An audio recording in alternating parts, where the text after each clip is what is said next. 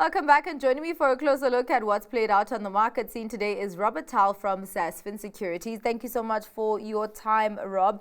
It's quite interesting to see how the local market has performed today compared to yesterday, because yesterday we had a process and Naspers induced a shock that brought the whole of the all share down, but seeing a different picture today. Is it a case of without those two shares that punished the market yesterday, that actually the local market is in a good position or decent position? I think locally the market did well today on South African Inc. companies. We saw, the retailers do well. We saw banks up on the day as well. But I think overall our South African market equities have been relatively weak to start the year. But obviously the market as a whole is driven by Naspers and also some big moves in Richemont earlier in the year. So, I do think that we've been slightly softer. I think banks have come down from January all the way down to, to mid-February now. And we saw the retailers also take quite a knock since their numbers came out from the trading figures over December. So, it's been a difficult start to the year for local equities that are only South African linked. But I think now we're starting to see some buying come back in. And today was quite interesting. We saw on the telecom side, MTN, Vodacom, and Telkom all up above 2%. Then on the retailer side, we saw Woolworths up 3%, and we saw one or two of the other retailers up relatively firmly. And then banks again, relatively firm as well after a relatively poor week last week. So a little bit of buying coming back into the South African market. Well, where we aren't seeing buying is the US markets, and this has been going on for quite a few sessions now. And of course, notably, today is the day before Nvidia comes out with its results. What is a plunging investor sentiment there in the US at this point? I think it's tariffs and Trump. He brings out new proposals every single day, so it's very difficult to get certainty. Markets really like certainty. At this moment, there's uncertainty every single day, so that's what's getting people a little bit worried in the States. And then Nvidia's earnings. After DeepSeek came out, people are very interested in Nvidia's numbers and to see how they've done in this last quarter. They will have very, very strong numbers. I think people will be looking more at what's to come and what he says going forward. But I think that on a demand level, there still is demand for AI chips, especially the slightly less sophisticated chip.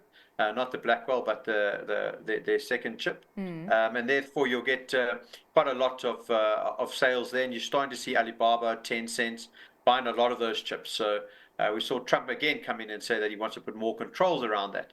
But in the interim, Nvidia will have really good and solid sales. But we'll have to see going forward. And I think it will give the market some type of direction tomorrow when that Nvidia number comes out. All right. Well, let's come back to the JSE and take a look at some of the trading updates that came out there, starting off with the logistics company Grindrod with a trading update. They're saying that they expect a decrease in their bottom line.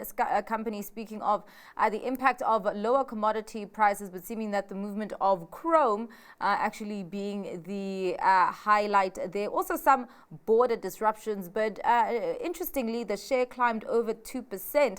What did investors see there? Well, I think the share was trading around 17 Rand earlier in the year and at the end of last year before there was disruptions at the Mozambique border. So it's come from about 17 Rand all the way back down to about 12.90. So the market really sold off very aggressively around the issues around Mozambique. And if you see in these numbers now in the trading update, they haven't given full details, but it looks like 180 to 200 million Rand that they lost over that period. And I think the market, although it's a relatively large number, I think the market was expecting it to be worse. They're very well situated for logistics in South Africa and Maputo.